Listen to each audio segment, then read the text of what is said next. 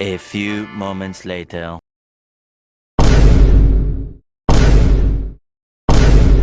One eternity later.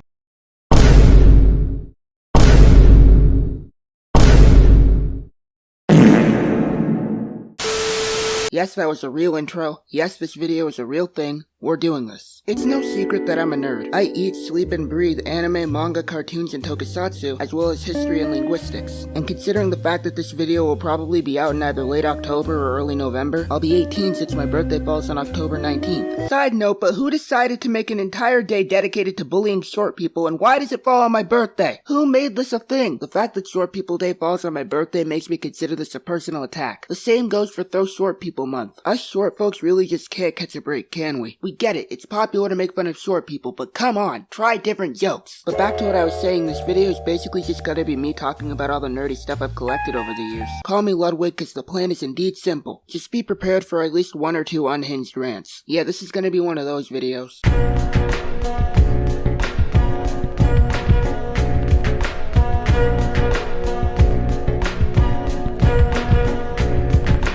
Like I've said multiple times on this channel, I'm a bit of a fanatic when it comes to anime and manga. And it's one thing to geek out about that kind of stuff in a video where you're just talking about it, but it's another thing entirely to actually show people your collection. I showed my friend this collection and she was, well, let's just say she was disappointed. Hi friend, if you're watching this, please don't kill me. As you can see, we have a nice selection of manga. We got Beastars, Demon Slayer, My Hero, and 1 JoJo's volume. I generally like to keep my manga collection organized, but sometimes it gets messy. Here we got one of my favorite ones. This is from Beastars Volume 11. It has Riz holding out some honey. By the way, the name Riz is just so unfortunate. This dude first appears in chapter 31 in 2017, and then years down the line the word Riz would become a meme, and now I can't help but think of that whenever I see this guy. As for the My Hero Academia volumes, I remember getting each of them at a different time, but I forgot how I got most of them. I do, however, vividly remember how I got volume 12. It was a deal that me and my mom made, saying that if I stopped biting my nails, she'd buy me the volume. And I did, but I kept biting my nails a week after I got it. I don't bite my nails anymore though. I stopped in early 2023. I also remember getting volume 17 as a birthday gift and volume 14 as a gift from a friend. I don't remember how I got the others, but I do remember that I'd always bring them to school on long and important test days. I'd always finish really fast and the testing wouldn't end until an hour later, so I'd always pass the time by either drawing or reading them. I never really let go of this habit of bringing manga to long tests. I did it as recently as May and June during finals season. You can take the loaf out of the nerddom, but you can't take the nerddom out of the loaf. I got this JoJo's volume along with volume 11 of Beastars on a trip to a nearby anime and manga store in June of 2021. These 2 Demon Slayer volumes were a gift from my brother. It's kinda weird that I don't talk about my family much on my channel, but that's of course for a good reason. But brother, if you're watching this, hi and thanks for the manga. I've also collected my fair share of anime merch over the years, like this Inosuke necklace or the Skyome Gashapon that I went into debt in order to get. I also got this Hanako-kun figurine for my 17th birthday, which was also a gift from my brother. I also got this Zenitsu figurine in 2020. I don't really know how to transition from part to part in this video since I've never made a video like this before, so we're just gonna go to the next part without me even trying to come up with a clever segue.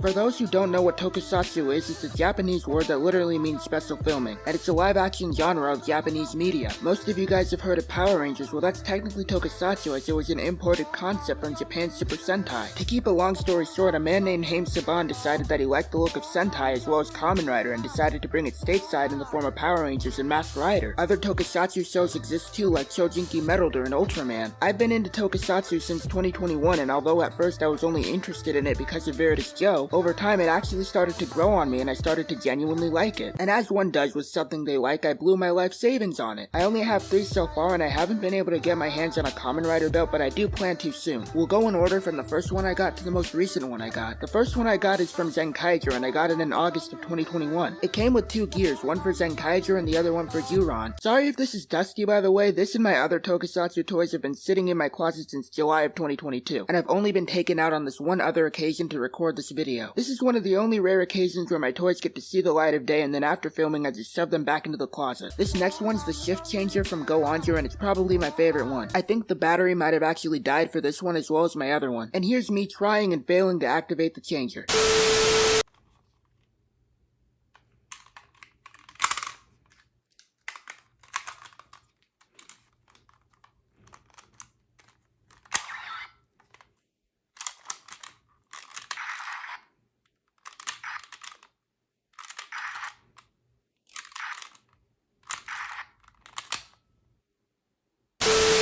Ah yes, such riveting programming. I was, however, still able to fit it on my arm and it looks like this. I got both this and the phone changer back in October and November of 2021, which overall for me was a very fun and nostalgic time in my life. It was definitely better than October and November of 2022, I'll tell you that much. And just like the shift changer, the battery in the Go phone also died a long time ago. Keep in mind that Go Launcher came out in 2007 and it's now late 2023, so these would probably go for a good price nowadays, but I don't think I'll sell them. I mean, I might, but definitely not right now. I don't like it when people, especially parents, try to pressure their 18, 19, or 20-year-old kid to get rid of all their toys or other collectibles just because it's seen as childish. Like, dude, it's 12 AM. I've only been 18 for 2.5 seconds. Why are you already telling me to pack up my stuff? It's really frustrating to see this be a thing, and I'm sure I'm not the only one who feels this way. When someone's 18 or 19, they're still technically a teenager, and I don't think it's right or fair to make your 18 or 19-year-old child give up on certain items or hobbies that society or certain parents might deem as childish. This can apply to anyone who's above the age of 19 as well. Anyone who's interested in nerdy stuff or collecting nerdy things or having hobbies that are considered nerdy or childish should be entitled to continue doing that as long as they're not hurting themselves or others. Putting people in a box once they hit a certain age only stops them from growing. That's my brief postulation on that topic, so take it as you will. We gotta move on now.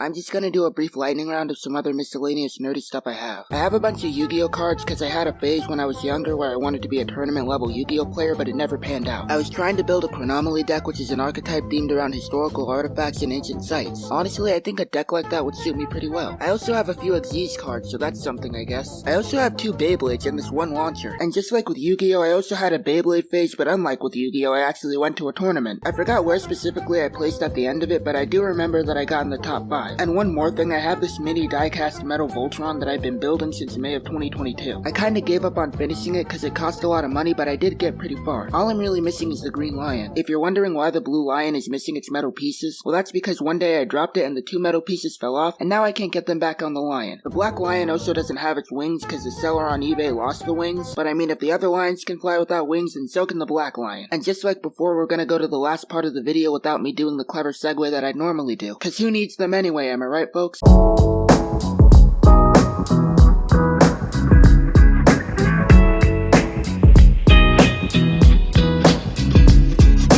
Thanks so much for sticking around and watching me nerd out to my heart's content, and I hope you enjoyed. This video was really fun and interesting to edit because with the way it's set up, it requires me to switch from tripod footage and voiceover to the editing I'm already used to. All in all, it was a pretty cool creative experience. This was also the first time I made my own thumbnail in a long while, and it was pretty fun getting back into that. It was pretty simplistic, all things considered, but I still like it. Thanks to Avery for giving me advice on making the thumbnail. They were a big help, and I recommend checking out their channel. My friend Zach also helped with the thumbnail, so check out his channel too. As always, subscribe to my second channel and my VOD channel. I do intend to start streaming again, probably over winter break and spring break, so be on the lookout for that. If you want, you can follow my Spotify, and I also have a Discord server. I also made an official Otaku Loaf Instagram account. Seeing as to how Twitter's imploding for the 5th time this year, this is a different way for you guys to interact with me. And just like with the Discord server, please don't be parasocial or otherwise weird. Lastly, I know this sounds cliche, but we're coming up on 400 subs, so if you like what I make and you aren't already subscribed, then please consider subscribing. You guys' support truly does mean a lot. It seems like no matter how inconsistent I am with uploads, you guys are always excited to see what I do next, and I couldn't be more grateful for that. I plan on getting one more video out before the end of the year, and it's actually a pretty special one, but as per usual, no promises. Thanks for everything, and remember, don't be afraid to be yourself. It shouldn't matter your age, gender, race, or whatever, because everybody should be able to like what they like without judgment. And if I can inspire even just one person to do just that, then it'll have been worth it. Like I said, putting people in a box once they reach a certain age only stops them from growing. If you're gonna turn on someone once they start being more open about what they like, then that says more about you than them. And just so you guys don't get the wrong idea, I mean this within reason. Don't be a weirdo and don't be a creep. I mean, you can be a weirdo, but just don't be creepy, because to me those are two different things. But going back to the point, at the end of the day you only get one life. You can either live that life being scared of what others will think of you for expressing yourself, or you can just not care. Of course that's easier said than done, but it's still worth trying. And that's what I want everyone watching this video to take away. Just be yourself. I got a whole life ahead of me, and I don't know about you guys, but I don't want to live that long being ashamed of who I am, and you guys shouldn't either. I honestly could have really benefited from hearing something like this when I was a bit younger. I remember always hiding my nerdy stuff out of shame whenever my parents would walk in because I felt like at the age of 15 or 16, I should be quote-unquote over it. It's not even my parents' fault, it was just me. I was my own biggest bully. I thought at a certain age that I should just stop being a nerd and indulging my interest in hobbies, but now that I'm a bit older and know a bit more, I know that that's not true. You shouldn't feel that way, and nobody in your life should make you feel that way. And keep in mind that I'm saying this to myself just as much, if not more so, than I'm saying it to you guys. I'm talking to myself. I'm looking in a mirror. I think we could all benefit from this lesson, you know? That's all from me. Just remember to stand Marceline Abadier from Adventure Time and drink some water. Bye for now.